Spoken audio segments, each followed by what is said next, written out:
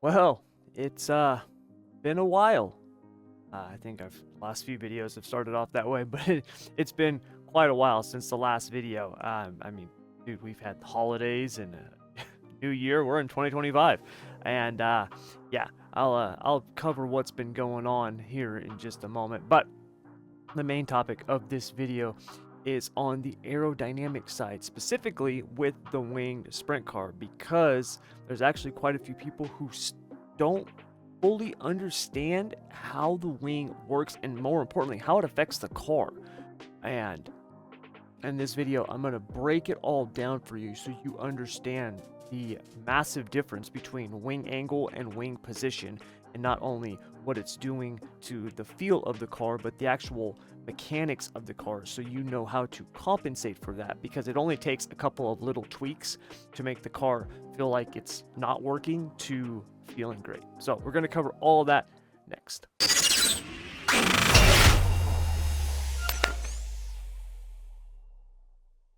This video is brought to you by CAMMUS and their new C12 direct drive steering wheel. The CAMMUS C12 direct drive is the ultimate value direct drive at 12 Newton meters.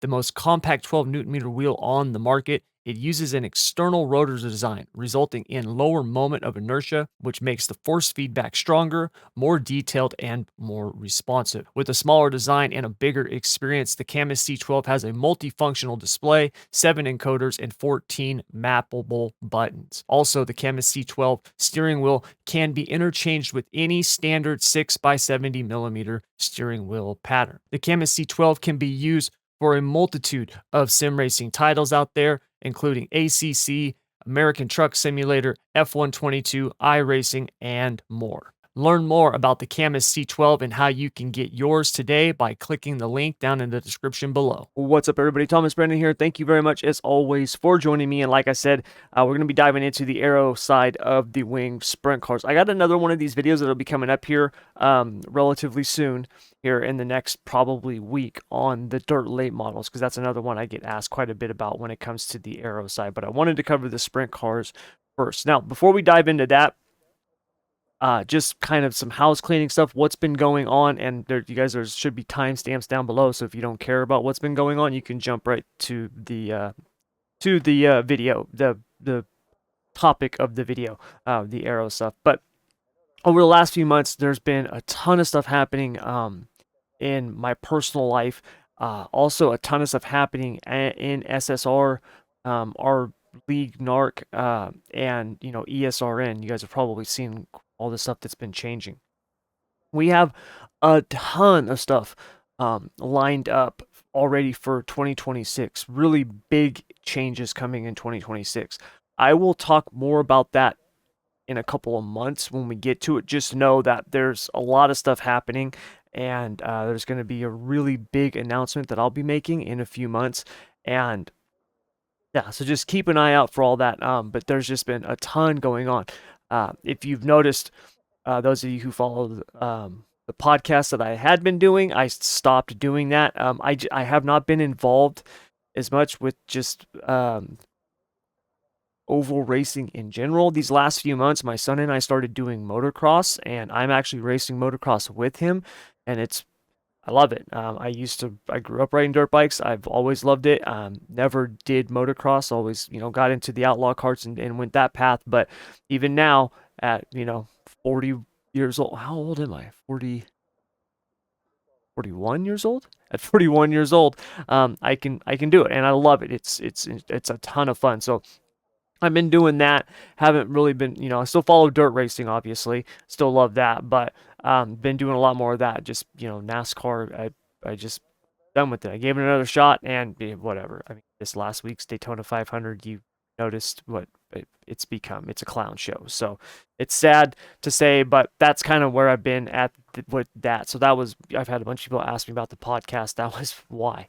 So anyways, a lot of stuff happening. A bunch more announcements going to be coming.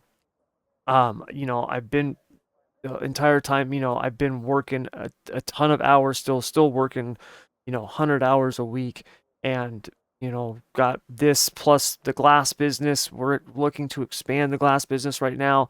We've been working on that for a while, a bunch of stuff happening. So a lot of announcements, cool stuff coming, and I'll share all of it with you here the in the future, in the near future, because a couple of months is going to go by like that. I mean, heck, it's already the middle of February in 2025, so time's been flying. So, anyways, let's head over to the track here and let's actually dive into what we are talking about in this video.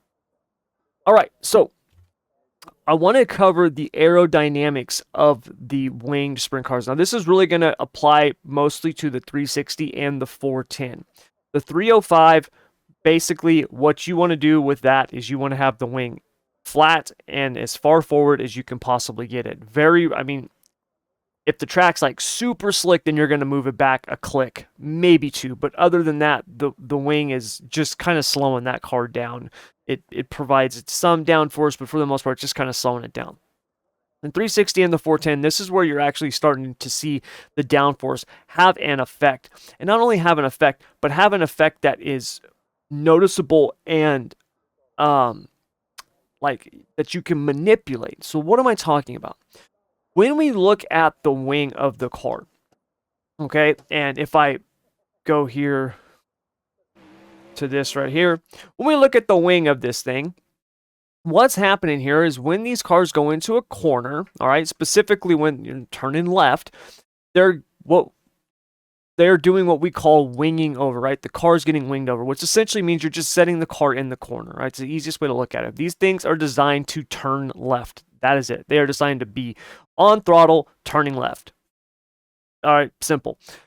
Now, the center foil, which is this center part right here, this is essentially, if you imagine an airplane wing, this is an airplane wing flipped upside down. Instead of designed to cause lift, it is designed to suck down.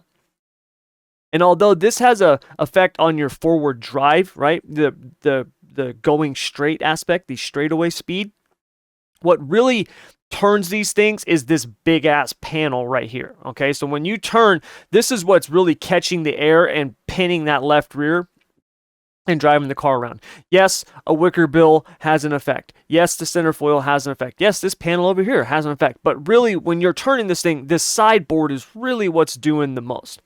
And the position of this wing and the angle of it is what you're going to use to determine the amount of downforce that you want on the car and where that is located. And this is where people are getting confused, okay? When you look at the wing angle, all right, so if we go here to the garage, this top wing angle, okay, if you're 360 and you're like qualifying on a tacky track, for the most part, most tracks, not all, but most tracks, you're going to want as little angle as you can get, okay? And you're going to want the wing pretty much all the way forward. All right, okay, now once the track starts slicking off, this is where wing angle and position really start coming to an effect, okay, on the 360s. We'll get to the 410s here in a minute. The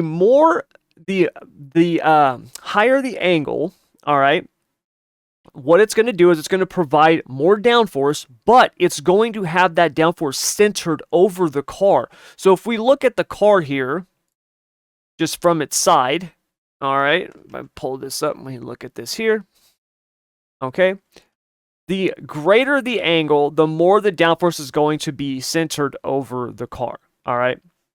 Now, when we're at like 20 degrees, okay, as flat as it can get, think of that as like your baseline.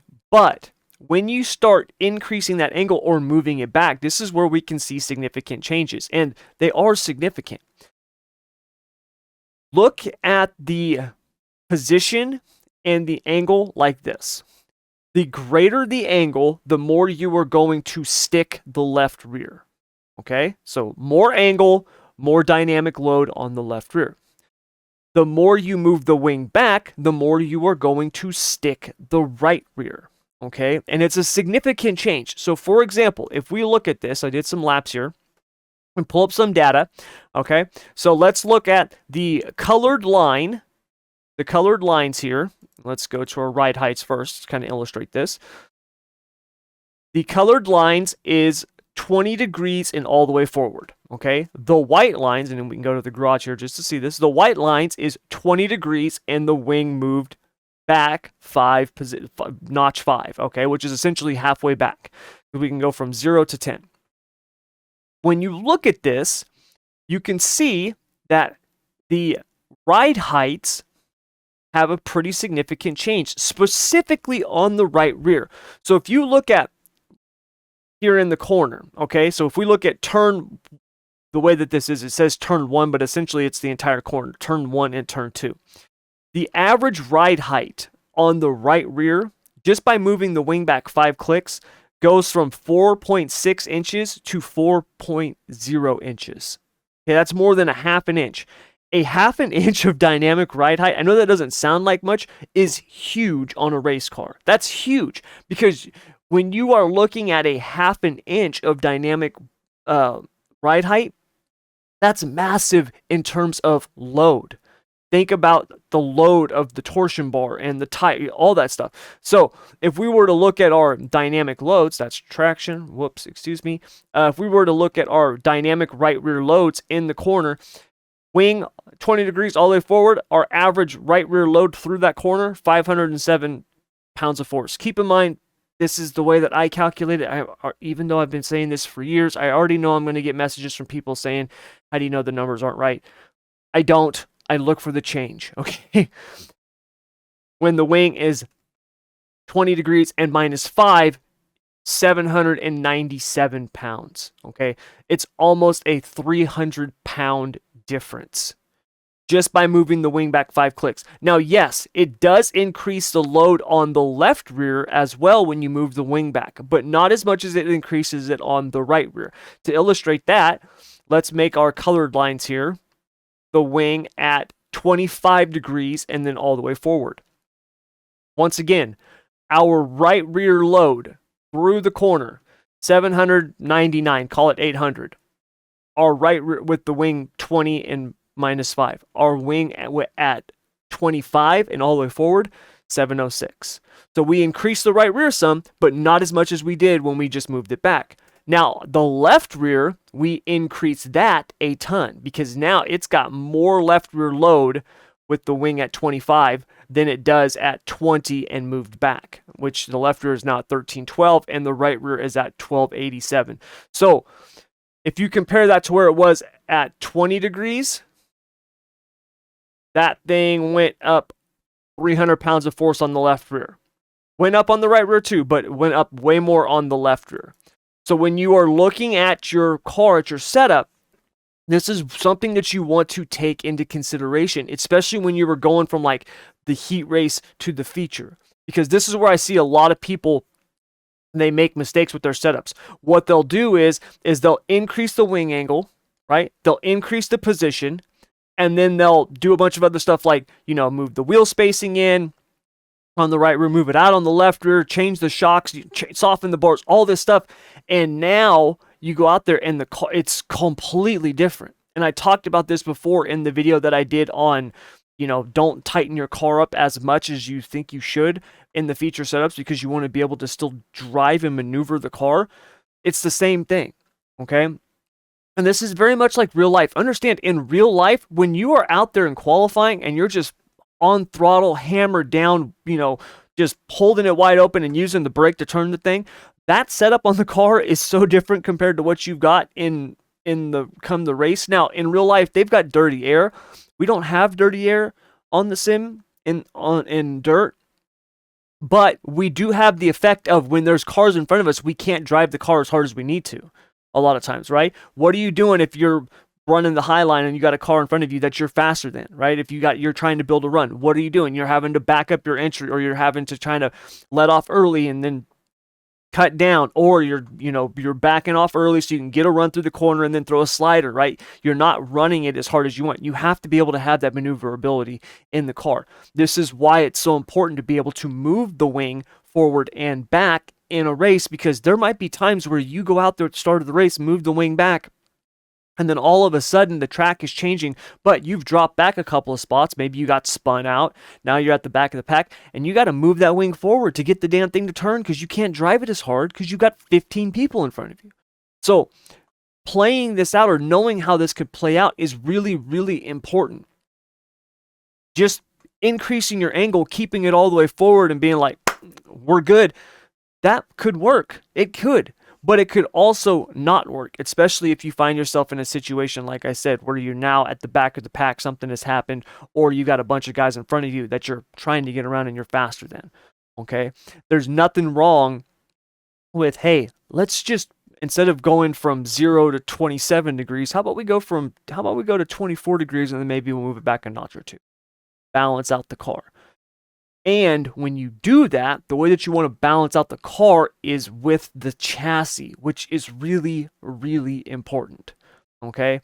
When you start looking at what the car is going to be doing when you are changing the wing angle and position, this is where getting in here and taking a turn out of the left rear, adding a turn to the right rear has a big effect. Now, you might be thinking, Tommy, if I'm going to move the wing position back and it's going to load the right rear more, why would I want to increase the, add turns to the right rear?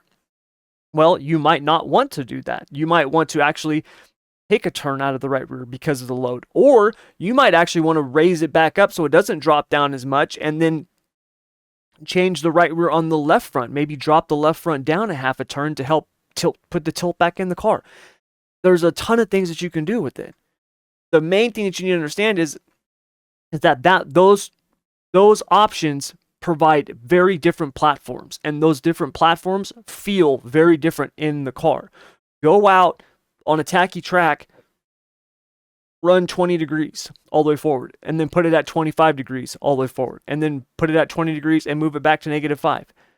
And just feel the difference in the car. Don't worry about your lap times. Feel the difference in the car. I think you'll be surprised at how big of a difference it is, because if you have this, and a lot of times people don't realize this, 20 degrees, right? This is at 20 degrees.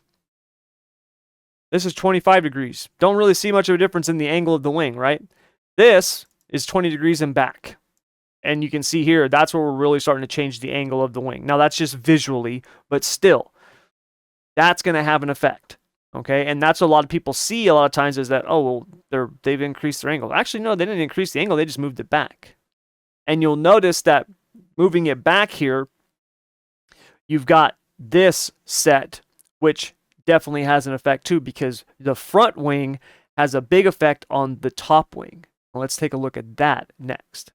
Okay, so I've got the 410 Sprints here at Port Royal. I wanted to use the 410 Sprints because it'll illustrate it more. This still applies to the 360. It's just the 410 because it's got so much more power. It's going to illustrate the point a little bit better, okay? So if we look at this, just took the iRacing setup. Nose wing, 24. Top wing, 25. Move back, -5, okay? 486 gear, like you always do on these damn cars. And if we come out here, all right, and you can see the track's pretty slick. I think it's an 80 or 90%. But notice how the front end is kind of shoving, right? Now, if we're on throttle, even there, you can see it doesn't really want to turn.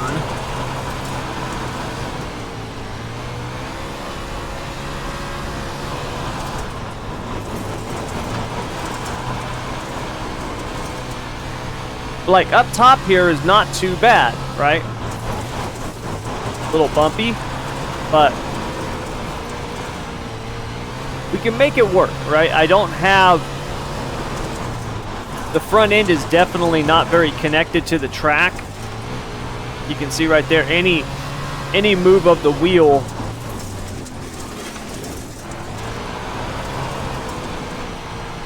the front's just not planted.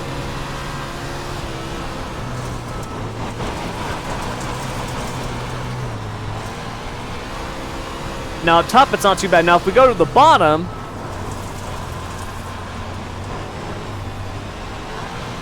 you can see right there, as soon as we pick up the throttle, the nose is pushing.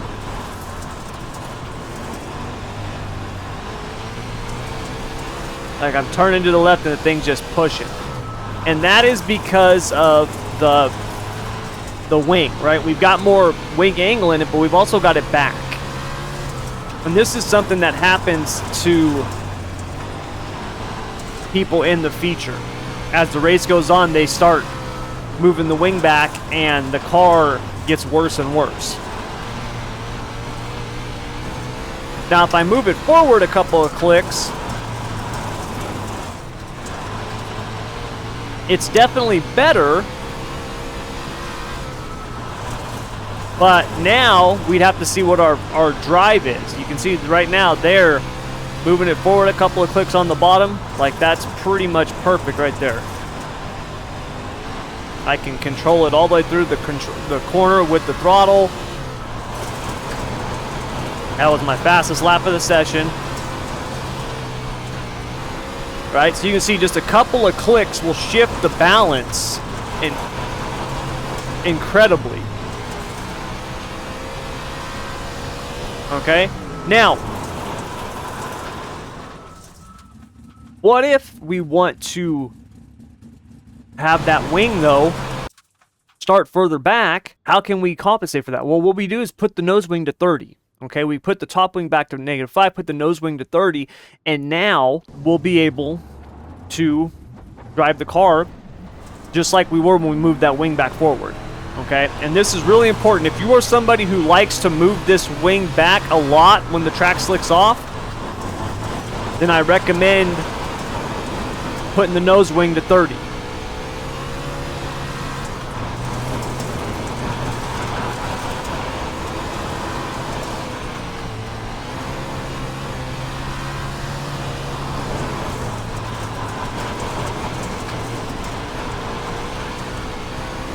Notice how much better the car is handling. Just on the front end, you can see the front end is the car's got much better grip on the front end.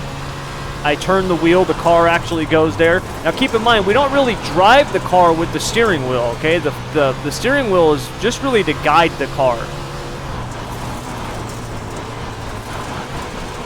Throttle is how you drive it. But it makes it much easier to guide the car when the front wheels are actually gripping the track.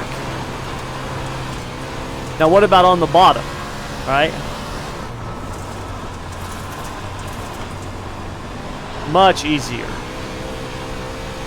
I mean, I could almost take that bottom there like I could almost drive it like an asphalt car.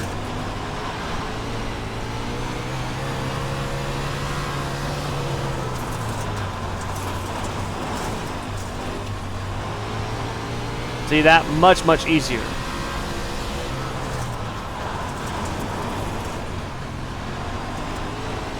Now, one thing you might notice though,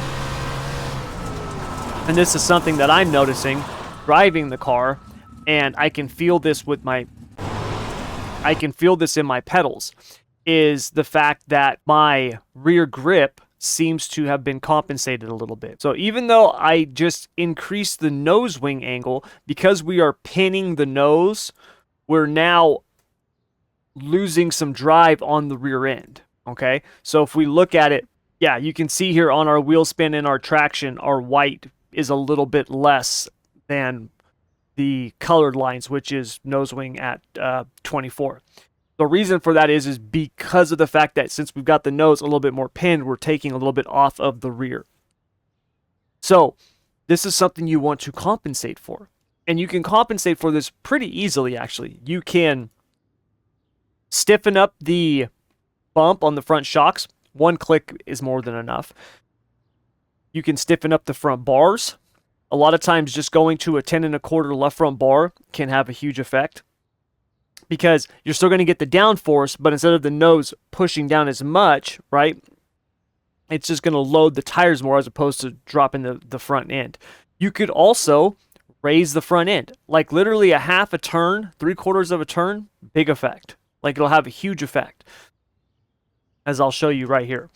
You don't have to make enormous wholesale changes with these cars like we used to. It's not like it was a couple years ago where it was like, all right, we're going to start off with the front end at +1 turn, and then by the feature we're going to be at +3 turns, 6.3 shocks, rear end dropped all the way down to the ground. You don't have to do that stuff no more. Just that little bit The front end feels a little bit more stable. We still have that grip level that we were looking for in terms of the downforce.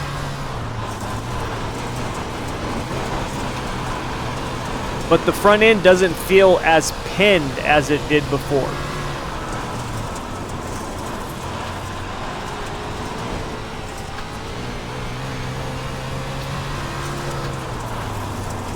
And you can see right here, just drive it nice and through the corner. Nice and smooth through the corner. I think I said drive it nice and through the corner, but nice and smooth through the corner.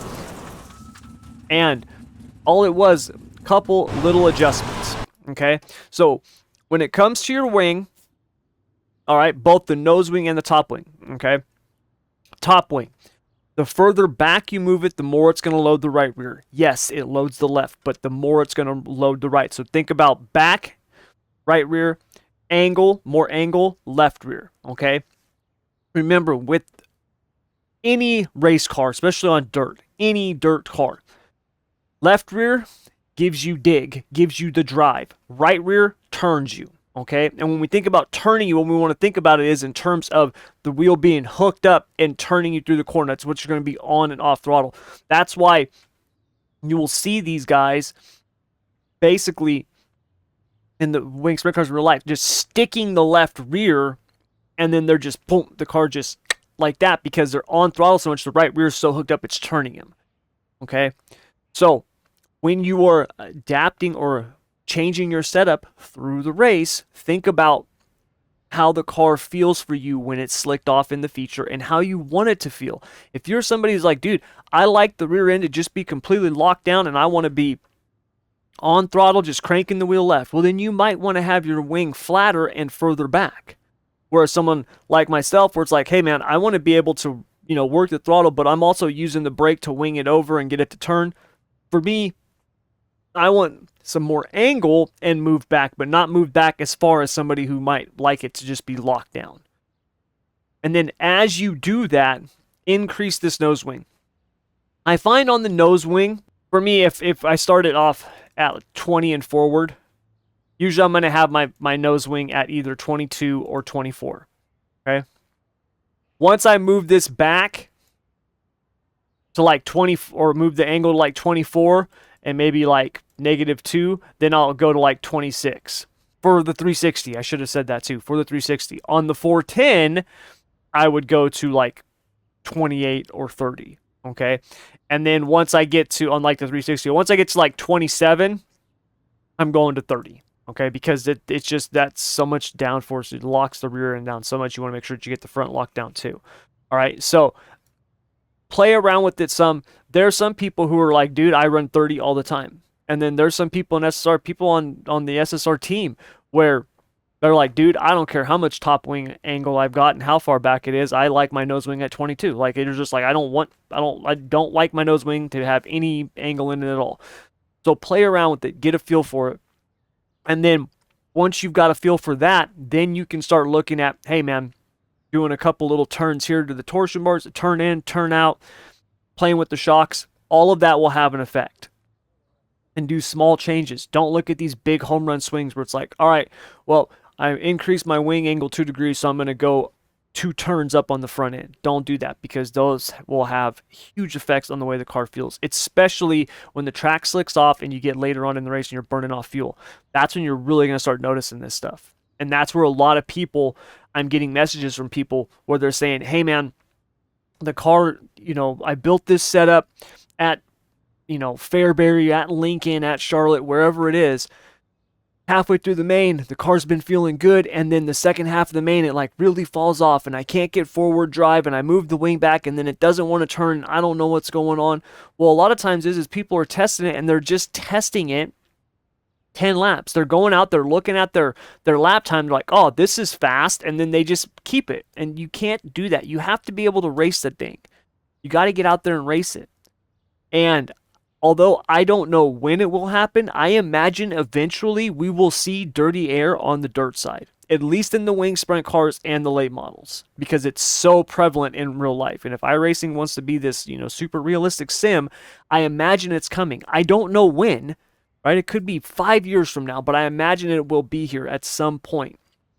So understanding this, if you plan on sim racing for a while, is not a bad thing. It's a good thing to know.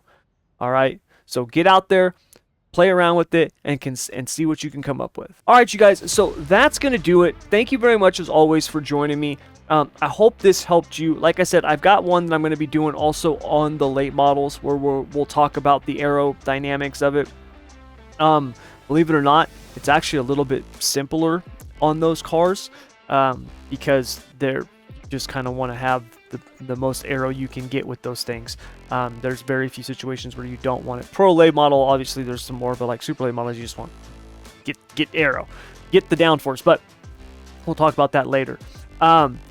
Like I said at the beginning of the video, bunch of stuff happening. Got some really big announcements coming for 2026. I've also got some really big stuff coming on the setup side, teaching side, trainings, master classes, all of that stuff like that.